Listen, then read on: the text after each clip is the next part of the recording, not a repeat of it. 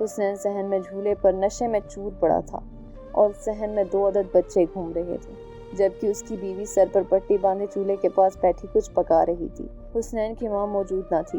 امی نے ان کا پوچھا تو اس عورت نے بتایا کہ میری ساس لڑ کر بیٹی کی گھر چلی گئی ہے کیونکہ وہ مجھے گھر لانا نہیں چاہتی تھی۔ اس کا اصرار ہے کہ حسنین مجھے طلاق دیں، لیکن میں طلاق نہیں لینا چاہتی، بچوں کی ماں ہوں۔ انہوں نے جھگڑا کر کے مجھے گھر سے نکال دیا تھا۔ بڑی مشکل سے میرے والدین ہاتھ پاؤں جوڑ کر مجھے یہاں چھوڑ کر گئے۔ امی اور خالہ حیرت سے اس عورت کا منہ تک رہی تھی۔ وہ اسی وقت پلٹ آئیں اور منگنی توڑ دی۔ رمشا نے احوال سنا تو اس کے تمام خواب چکنا چور ہو گئے۔ وہ فیکٹری جا کر حسنین سے خوب لڑی اور پھر خاموشی اختیار کر لی۔ اب وہ ہنستی تھی، نہ کسی سے بات کرتی تھی، گمسم رہتی تھی۔ کھانا پینا برائے نام رہ گیا تھا، رنگت پیلی پڑتی جا رہی تھی۔ در حقیقت اس کو حسنین سے اس قدر دھوکے کی توقع نہ تھی۔ اس نے خود کو کنوارا ظاہر کر کے رمشا کو پھنسایا اور پھر بیوی سے جھگڑا کر کے گھر سے چلتا کر دیا۔ اس کا ارادہ بیوی کو طلاق دینے کا تھا، لیکن کچھ رشتہ داروں نے بیچ پڑ کر معاملہ رفع دفع کرایا۔ تاہم رمشا کے ساتھ دوسری شادی نہ کر سکنے پر بھی وہ صدمے سے نڈھال تھا۔ رد عمل کے طور پر اپنی بیوی سے اور برا سلوک کرتا تھا۔ رمشا کا حال دیکھ کر اس کی ماں نے سوچا کہ اس کی شادی کر دی جائے۔ خالہ جان بیچاری تو اس واقعے سے بے حد رنجیدہ تھی۔ بہن کو رنج میں دیکھ کر امی کا دل پسج گیا۔ خالہ جان سے میرے بھائی کاشف کے لیے بات کر دی کہ غیروں سے اپنے بھلے ہوتے ہیں، ہم بہنیں ہیں، آپس میں ایک دوسرے کے دکھ سکھ کی شریک ہو جائیں گی۔ خالہ تو دل سے چاہتی تھی، لیکن رمشا نے یہ کہہ کر انکار کر دیا کہ کاشف بھائی خوبصورت نہیں ہے اور ان کا قد بھی چھوٹا ہے، جبکہ مجھے ایسے جیون ساتھی کی آرزو ہے جس کا قد لمبا ہو اور وہ خوبصورت بھی ہو۔ ہم لوگ کیونکہ گاؤں میں رہتے تھے، لہٰذا رمشا کو یہ بھی اعتراض تھا کہ ہم شہر میں نہیں رہتی۔ حالانکہ میرے بھائی کاشف سعودیہ میں تھے اور اچھی جاب کر رہے تھے۔ ہمارے گھر کے حالات بہت اچھے تھے۔ بلا شبہ نادان رمشا کو اس سے بہتر رشتہ نہیں مل سکتا تھا۔ امی کو رمشا کے انکار کا بہت دکھ ہوا۔ اس سے زیادہ کاشف بھائی مایوس ہوئے، کیونکہ انہوں نے خالہ کی مصیبت بھری زندگی دیکھتے ہوئے ان کی مدد کا ذہن بنا لیا تھا۔ یوں رمشا ان کو بھی اچھی لگتی تھی۔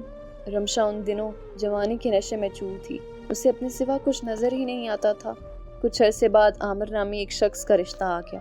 وہ میری خالہ زاد سے 10 سال بڑا تھا، لیکن اس میں کوئی شک نہیں کہ وہ کافی خوبصورت تھا، بلکہ فلمی ہیرو لگتا تھا۔ نیلی آنکھیں، گورا رنگ، قد 6 فٹ سے اوپر تھا۔ رمشا تو اس کی ایک جھلک دیکھ کر مر مٹی۔ عمر کے فرق کا بھی خیال نہیں کیا اور ہاں کہہ دی۔ خالو قریب المرگ تھے۔ خالہ نے سوچا کہ ایک فرد سے تو سبق دوش ہو، آگے اللہ مالک ہے۔ عامر کی 3 بہنیں شادی شدہ تھی اور ماں فوت ہو چکی تھی، جبکہ باپ ٹھیک آدمی نہ تھا، وہ شراب کا اور جوئے کا عادی تھا۔ شادی کے بعد چند ماہ آرام سے گزرے، پھر مسائل کا دروازہ کھل گیا۔ مکان اتنا بڑا تھا کہ ایک حصے میں رہتے تھے، باقی کرائے پر تھا۔ اس کرائے سے عامر اور رمشا کا اچھا گزارا ہو جاتا تھا۔ جب رمشا کے سسر نے جوئے میں مکان ہار دیا تو یہ سب لوگ بے گھر ہو گئے اور کرائے کے گھر میں رہنے لگے۔ رمشا نے اس بربادی میں بھی سمجھوتا کر لیا، کیونکہ وہ زندگی کے نشیب و فراز بچپن سے سہتی آئی تھی۔ زندگی میں اب تک دکھوں کے سوا کچھ ملا ہی نہیں تھا اسے۔ اسی دوران ان کے گھر ایک بیٹی پیدا ہوئی جس کا نام اقصیٰ رکھا گیا۔ اب اخراجات بڑھ گئے، جبکہ عامر شروع سے ہی نکما تھا۔ یہ بہت ہی ذلت کا وقت تھا۔ بیچاری رمشا اپنی ماں کی طرح کسی کے گھر کا کام کاج کرنے لگی۔ عامر نے کوئی اعتراض نہ کیا، الٹا نشہ کرنا شروع کر دیا۔ سبھی جانتے ہیں کہ نشہ انسان کو بے حس اور بے غیرت بنا دیتا ہے۔ وہ تھوڑا بہت کمانے سے بھی رہ گیا تو مکمل بوجھ رمشا پر ڈل گیا۔ ایسے حالات میں گھر آ کر اسے احساس ہوا کہ کاشف بھائی سے شادی نہ کر کے کتنی بڑی غلطی کی ہے۔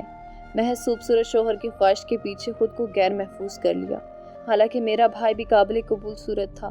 وقت گزرتے دیر نہیں لگتی، اسی دوران دوسری بیٹی بھی دنیا میں آ گئی تو زندگی اور زیادہ کٹھن ہو گئی۔ خالہ جان خود مسائل میں گھری ہوئی تھی۔ وہ اپنی بیٹی کی مدد نہیں کر سکتی تھی۔ اس کو اپنی مدد آپ کے تحت ہی جینا مرنا تھا اور 2 بچیوں کو بھی پالنا تھا۔ اب دوہری ذمہ داری ہو گئی تھی۔ وہ کام پر بھی باقاعدگی سے نہیں جا سکتی تھی۔ اس وجہ سے گھریلو حالات مزید خراب ہو گئے۔ آفتاب عامر کا ایک بچپن کا دوست تھا۔ اس کا آنا جانا تھا۔ وہ اپنے دوست کو بہت سمجھاتا تھا، مگر وہ کسی کی نہیں سنتا تھا۔ ایک روز مالک مکان گھر آیا اور زور زور سے دروازہ پیٹنے لگا۔ وہ کرائے کا مطالبہ کر رہا تھا۔ رمشا گھبرا گئی۔ وہ دروازے پر کھڑی اس سے مہلت مانگ رہی تھی۔ इसी दौरान आफताब आ गया और रमशा के गिड़गिड़ाने से आफताब को अफसोस हुआ। उसने मालिक मकान को किराया दिया और घर से चला गया। एक दिन एक सूदखोर ने अपनी रकम का मुतालबा किया तो आमिर मजबूर हो गया। कहने लगा, रमशा से ले लो, अगर ना दे तो इसे अपने साथ ले जाओ, तुम्हारे पैसे पूरे हो जाएंगे। वो बदमाश घर के अंदर दाखिल हो गया। रमशा से कहा, रकम दो या मेरे साथ चलो, क्योंकि तुम्हारे शौहर ने इजाज़त दे दी है। बदमाश के बदलते तेवर और सुर्ख आंखें देखकर वो डर गई, घर से निकलकर अपनी इज्जत बचा ली। वो सरपट गली में भाग रही थी कि सामने आते हुए शख्स से टकरा गई। वो शख्स आफताब था जो उसके घर आ रहा था। रमशा को यूं दीवानावार गली में भागते देखकर वो हैरान हुआ। रोक कर पूछा कि क्या बात है, क्या हुआ है तुम्हें? रमशा ने रोते हुए बात बताई। आफताब आग बबूला हो गया। वो आमिर की तरफ गया मगर वो जा चुका था। उस वाक़े के बाद एक माह तक वो घर ना आया। बड़ी तलाश के बाद मिला तो आफताब ने उस पर लानत मलामत की, जिस पर वो बोला कि रमशा मेरी बीवी है, मैं अपनी बीवी का सौदा कर रहा था, तुम्हारी बीवी का नहीं। फिर तुम्हें क्यों इतनी तकलीफ हो रही है? इस बात पर आफताब ने उसके मुंह पर थप्पड़ मार दिया और कहा, बेगैरत किसी गैर मर्द को अपनी औरत पेश करते हुए तुझको शर्म नहीं आती? इस तरह ये दोस्ती दुश्मनी में बदल गई। इस वाक़े के बाद रमशा ने घर छोड़ दी और वो आफताब की पनाह में चली गई। उसने शोहर से तलाक का मुतालबा किया, लेकिन जब आमिर ने तलाक ना दी तो रमशा ने आफताब के ज़रिए कोर्ट से तलाक ले ली। उस पर आमिर ने हर जगह ये मशहूर कर दिया कि आफताब और रमशा के दरमियान नाजायज़ ताल्लुकात हैं। दोनों ने आपस में मशवरा किया कि अब बदनामी तो हो चुकी है, अब क्यों न हम कोई फ़ैसला कर लें। रमशा और रमशा के बच्चों को सहारे की ज़रूरत थी, इसलिए उसने आफताब से निकाह कर लिया और दुनिया की ज़बानें भी बंद हो गई। रमशा को माँ की आगोश के बाद कोई दूसरी आगोश न मिली। वो सिसक सिसक कर ज़िंदगी गुजार रही थी। आफताब के घर आकर उसको सुकून मिला, मगर वो आमिर से अभी तक खौफज़दा थी, क्योंकि उसकी 2 बेटियां उसके पास थी। वो बुरे लोगों में उठने बैठने लगा। कई बार उसने बच्चियों को उठा लेने की धमकी भी दी, मगर कुदरत ने रमशा के खौफ को हमेशा के लिए ख़त्म कर दिया। आमिर के एक जराइम पेशा गिरोह से मरासिम हो गए। वो इस गैंग में मुलविस डकैती में मारा गया। ताहम कुछ अरसे तक ये इल्ज़ाम भी आफताब और रमशा के सर रहा कि उन्होंने अपने रास्ते से हटाने के लिए उसे कत्ल कराया। रमशा से शादी के बाद आफताब के घर वालों ने उससे कत्ल ताल्लुक़ कर लिया, खर्चा वगैरह देना बंद कर दिया और भाइयों ने उसको कारोबार, दुकान ताकि घर तक से निकाल दिया, क्योंकि वो उसकी शादी अपने ख़ानदान की एक लड़की से कराना चाहते थे। ये इसकी बचपन की मंगेतर थी और माँ की भांजी थी। इस सदमे से माँ फौत हो गई तो हर एक ने कहा कि रमशा मनहूस है, इस वजह से माँ फौत हुई है। एक मर्तबा फिर वो हालात के दोराहे पर खड़ी, फरियाद करती तो किससे? माँ बेबसी की तस्वीर थी। बाप को टीबी निकल गई, बहन भाई उसके दुख बांटने के काबिल ना रहे।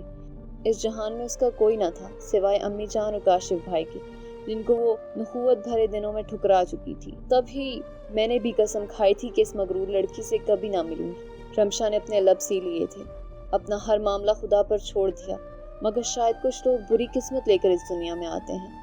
रफ्ता रफ्ता हालात खराब होने लगे। आफताब का सब सरमाया भाइयों के कब्जे में था। वो कोई बिजनेस भी नहीं कर सकता था और भाइयों की यही शर्त थी कि रमशा को तलाक दो फिर रुपए देंगे। हालात से तंग आकर रमशा और आफताब आपस में झगड़ने लगे। अब वो खर्चे के लिए कहती तो जवाब मिलता कि तुम्हारी वजह से मेरा खर्चा बंद हो गया है। आमिर ने कभी उस पर हाथ ना उठाया था, मगर आफताब ने ये हद भी क्रॉस कर दी। वो उसे बात बात पर मारता। 4 बच्चों की जंजीर ने रमशा को लाचार कर दिया था। आफताब अब सुतेले बच्चों पर जुल्म करता और वो किसी से शिकवा भी नहीं कर सकती थी, क्योंकि ये कांटे खुद उसने अपनी राह में बिछाए थे। वो हर पल अपनी किस्मत को कोसती। अपने पराए सभी ने उससे मुंह मोड़ लिया था। उनके नज़दीक वो शोहर की कातिल और बदचलन औरत थी जो महबूब की खातिर घर छोड़ गई थी। वो गहरी दलदल में फंस चुकी थी, निकलने का कोई रास्ता ना रहा था। अब रोने धोने और सिसकियों के सिवा कोई चारा नहीं था। पहली सी हिम्मत भी नहीं थी कि हालात का डट कर मुकाबला करती। इधर आफताब की इजाज़त ना थी कि किसी को मिले या किसी के घर जाए। घर के अंदर घुट घुट कर जहनी मरीज बनती जा रही थी। जब कोई हल ना निकला, वो भूखी प्यासी घर में बिस्तरे मर्द पर पड़ी मौत का इंतजार करने लगी। तभी एक रोज़ हाला जाकर उसके 2 बच्चियों को ले आई, क्योंकि पड़ोसियों ने इनको फ़ोन करके कहा था कि तुम्हारी बेटी और दामाद में बहुत झगड़े होते हैं, लिहाजा बेटी के पहले हावंद की बच्चियां ले जाओ। ऐसा ना हो कि इन बच्चियों को नुकसान हो, क्योंकि ये भूखी प्यासी रहती हैं। आफताब की 2 बच्चियां उसकी बड़ी बहन आकर ले गई। रमशा घर में अकेली रह गई। अब इसके रोने की आवाज़ें आती और पड़ोस वाले सुनकर अफसोस करते। रफ्ता रफ्ता वो चीखने चिल्लाने लगी। एक रोज़ इसके चीखने चिल्लाने से तंग आकर आफताब ने इसके सर पर कोई सख्त चीज़ दे मारी, जिससे इसकी नज़र ख़त्म हो गई और आवाज़ भी बंद हो गई। अब वो एक लाश की तरह बिस्तर पर पड़ी आखिरी सांसें गिन रही थी। इन हालात का इल्म किसी तरह हुसनैन को हुआ। वो एक रोज़ रमशा को देखने इसके घर पहुंचा। उस वक्त आफताब घर पर नहीं था। रमशा की ऐसी हालत देखकर रोने लगा। उसने मुझे फ़ोन किया। अम्मी जान उसी वक्त काशिफ भाई को लेकर गई और शहाना हाला को भी मनाकर साथ कर लिया। सब ने एम्बुलेंस में उसे डाला और अस्पताल में दाखिल करा दिया। कुछ दिन ज़ेर इलाज रहकर वो देखने लगी, मगर बहकी बहकी बातें करती। वो अपने बच्चों को पुकारती और कहती कि वो मर गए हैं। ज़हनी हालत ऐसी थी कि डॉक्टर ने उसे ज़हनी अमराज के अस्पताल भेजने का मशवरा दिया और रमशा को ज़हनी अमराज के अस्पताल, जिसको हम आम तौर पर पागल खाना कहते हैं, भिजवा दिया। अम्मी रोज़ जाती थी, काशिफ भाई भी जाते थे और आकर हाल बताते थे। मैं रमशा का हाल सुनकर दुखी होती मगर जाती ना थी, क्योंकि कसम खाई थी कि कभी इसकी सूरत ना देखूंगी। आखिरकार अम्मी ने कहा कि कसम का कफारा अदा करो, रमशा को देखने जाओ, वो तुम्हें याद करती है। जब मैं वहाँ गई तो उसकी हालत देखकर मेरे पाँव तले से ज़मीन निकल गई, क्योंकि इसका सर गंजा हो चुका था। सूरत पर वहशत बरस रही थी। मुझको पहली नज़र में उसे देखकर डर लगने लगा। मैं जहाँ खड़ी थी वहीं जम कर रह गई। ताहम उसने छलांग लगा दी, मेरे गले से चिमट गई। बोली, राशि डरो नहीं, मैं अब बिल्कुल ठीक हूँ। हर बात सोच और समझ सकती हूँ। मेरी ये हालत इन लोगों ने की है। शायद मुझ जैसे मरीजों का इलाज यूं ही होता है। तुम बहुत जल्द मुकम्मल तौर पर ठीक हो जाओगी, फिर मैं तुमको अपने घर ले जाऊंगी। वादा करो तुम मुझे मेरे बच्चों से मिलवाओगी। वादा रहा। मैंने उसके बड़े हुए हाथ को थाम लिया जब उसने ये कहा, वादा करो कि रोज़ आया करोगी। ये भी वादा रहा। अफसोस कि उसकी ज़िंदगी के दिन तमाम हो चुके थे। मैं अपने इन वादों को ना निभा सकी। अगले रोज़ जब नर्स उसे दवा खिलाने गई, वो अपने बिस्तर पर आराम से आंखें बंद किए लेटी थी। लगता था सो रही है। इसको ऐसी दवाएं दी जाती थी जिससे वो भरपूर नींद ले, ताकि ज़िंदगी की तल्ख यादें और दुख भुलाकर जी सके। नर्स यही समझ रही थी कि गुज़िश्ता रात की दवाओं का असर है और अभी रमशा मदहोश है। नर्स ने जब उसका कंधा हिलाकर उसका नाम पुकारा तो रमशा ने कोई जवाब ना दिया, कोई हरकत ना की, बल्कि उसका सर एक तरफ लटक गया, जैसे कि बेजान लोगों का सर ढलक जाता है। नर्स ने जब उसका बगौर मुआयना किया तो उसने डॉक्टर को बुला लिया। डॉक्टर ने उसके मौत की तस्दीक कर दी। रमशा ज़िंदगी के दुखों से जान छुड़ाकर इस जालिम दुनिया से बहुत दूर अगले जहान को जा चुकी थी। जब इसकी मौत की खबर सुनी तो मैं सिसकती रह गई, आंखों में आंसू भर आए। दुख तो ये था कि काश मैं उसे उसकी बच्चियों से एक बार मिलवा देती, आखिरी बार, मगर सभी कहते थे कि अभी नहीं। बच्चियां माँ को इस हालत में देखेंगी तो डर जाएंगी। वो हमेशा यही सोचेंगी कि इनकी माँ पागल थी। हालांकि रमशा जितनी भी पागल थी, वो एक लम्हे भी अपनी बच्चियों को ना भूली।